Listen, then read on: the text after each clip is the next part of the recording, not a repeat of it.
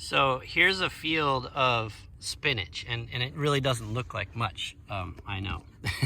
but you can see the spinach in here, and there's quite a lot of it if you kind of get a bird's eye view. There's 1, 2, 3, 4, 5, 6 beds of it with 1, 2, 3, 4 rows of it in each bed. So if you multiply 6 times 4, that's 24 rows, and each row is about 150 feet long. So that's 2,400 plus 1,200. That's 3,600 row feet, 3,600 row feet of spinach. And obviously the germination isn't that good. Spinach is notoriously hard to germinate. But I thought I'd show you this because I seeded this in, let's see, it's February, early February right now, and I seeded this in late November, and it kind of sat dormant for a little while. It germinated, and then the weeds started to grow, and which is very typical. But seeding it that late is kind of taking chances.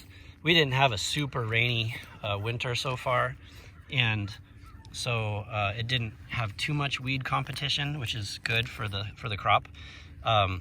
And so at this point, we're getting ready to weed it. We'll probably come through and weed it today with the wheel hoe, and then a hula hoe, or it's also called a swivel hoe. And then we'll just clean it up.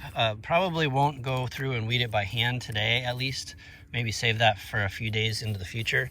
But I thought this is good timing because the soil, see how it just kind of crumbs, breaks down into crumbs. Like that when you drag your hand through it. That's the right soil moisture content to weed the soil. If it's much wetter than this, then it really you do a lot of, just make a big mess basically. And then much drier than this, and you might not have as much effect, although a little drier than this would be fine. This is pretty much like the most moist that you'd want it to be. As you can see, there's some slugs starting this time of the year. So one of the things that I am try to impress upon people is just that this is a slug, by the way, is just the importance of weed management insofar as keeping the weeds away from the crop this time of year. Otherwise, you're going to get issues with bugs.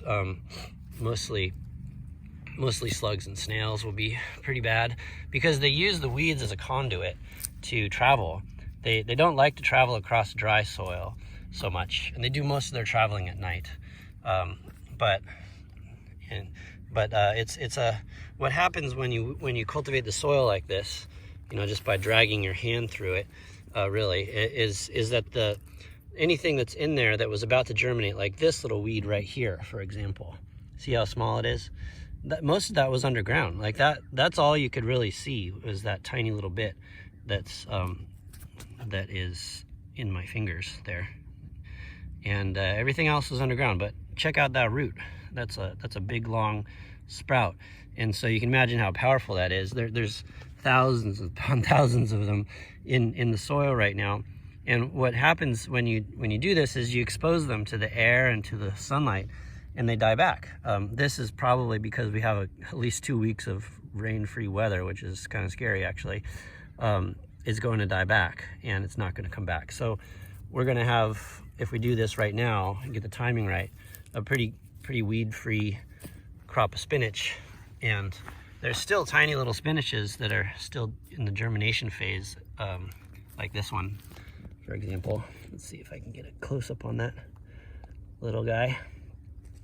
He's in there, and maybe hard to see.